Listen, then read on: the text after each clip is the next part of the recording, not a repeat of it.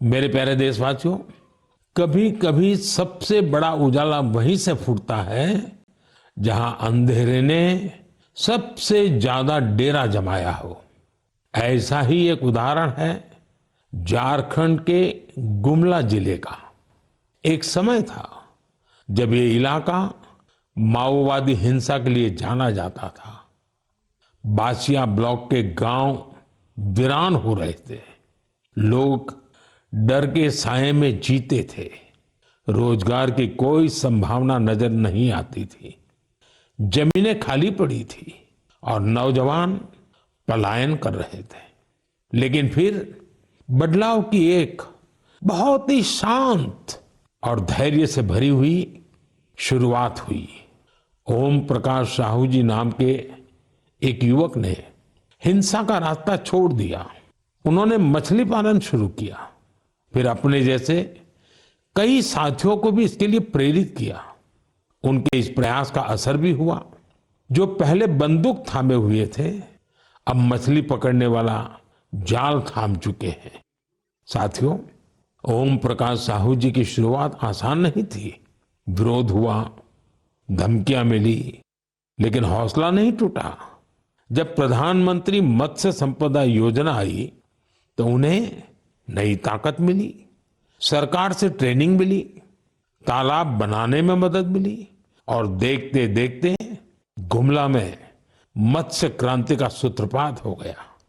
आज बासिया ब्लॉक के 150 से ज्यादा परिवार मछली पालन से जुड़ चुके हैं। कई तो ऐसे लोग हैं जो कभी नक्सली संगठन में थे।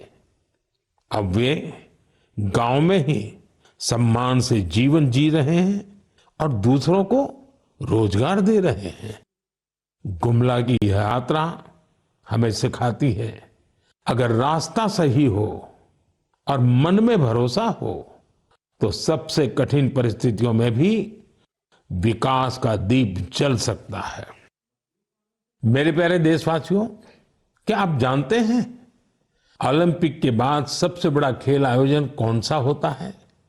इसका उत्तर है world police and fire games.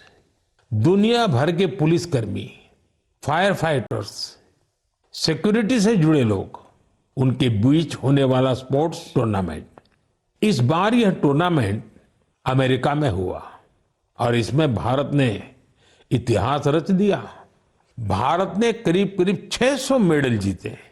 71 देशों में हम टॉप 3 में पहुंचे। उन वर्दीधारियों की मेहनत रंग लाई जो दिन रात देश के लिए खड़े रहते हैं।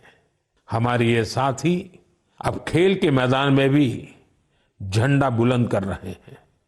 मैं सभी खिलाड़ियों और कोचिंग टीम को बधाई देता हूं। वैसे आपके लिए ये भी जानना दिलचस्प होगा कि 2029 में ये गेम्स भारत में होंगे। दुनिया भर से खिलाड़ी हमारे देश आएंगे।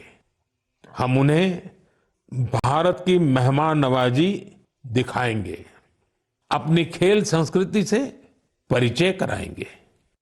साथियों, बीते दिनों मुझे कई यंग एथलीट्स और उनके पेरेंट्स के संदेश मिले हैं।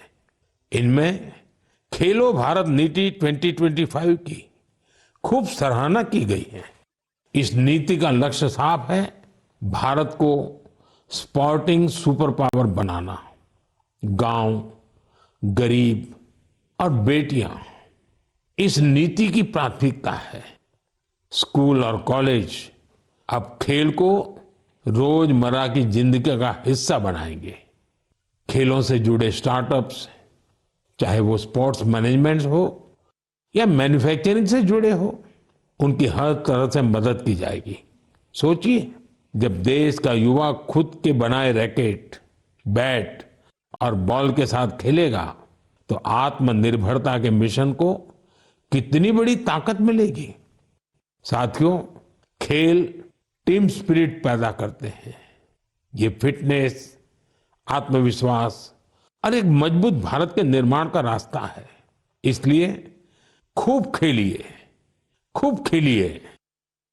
मेरे प्यारे देशवासियों, कुछ लोगों को कभी कभी कोई काम नामुमकिन सा लगता है क्या ये भी हो पाएगा। लेकिन जब देश एक सोच पर एक साथ आ जाए तो असंभव भी संभव हो जाता है। स्वच्छ भारत मिशन इसका सबसे बड़ा उदाहरण है। जल्द ही इस मिशन को 11 साल पूरे होंगे, लेकिन इसकी ताकत और इसकी जरूरत आज भी वैसी ही है। इन 11 वर्षों में स्वच्छ भारत मिशन एक जन आंदोलन बना है।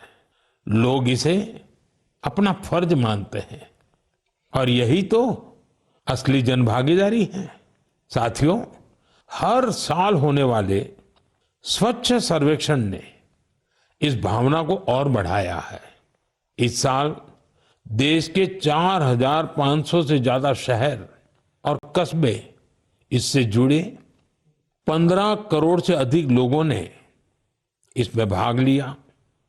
ये कोई सामान्य संख्या नहीं है, ये स्वच्छ भारत की आवाज है।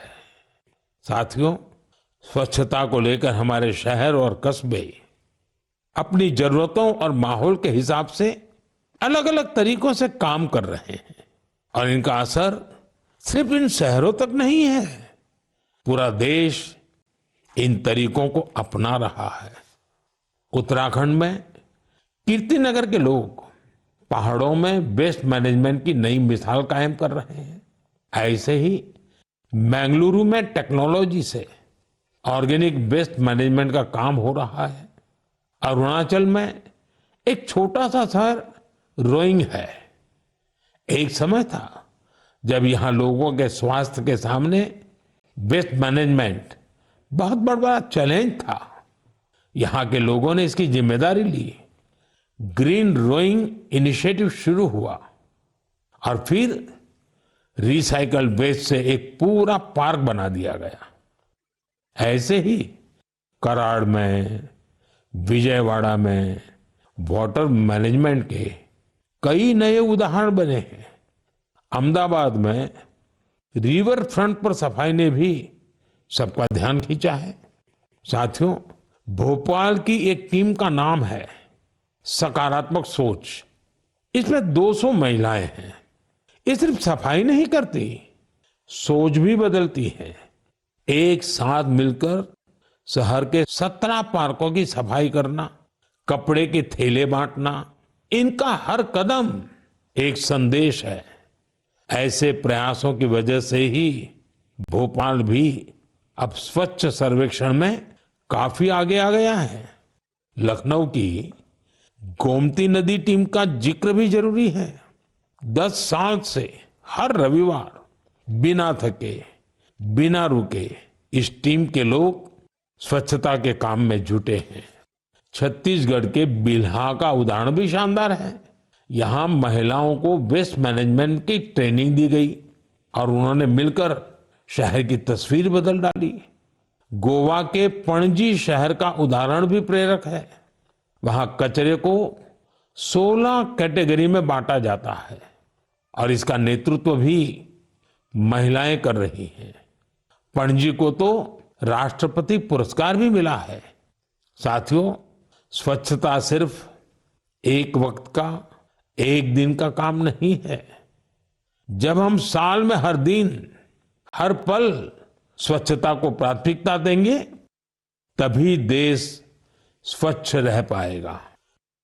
साथियों, सावन की फुहारों के बीच देश एक बार फिर त्योहारों की रौनक से सजने जा रहा है।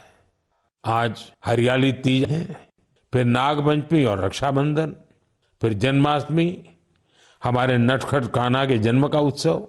ये सभी पर्व यहाँ हमारी भावनाओं से जुड़े हैं।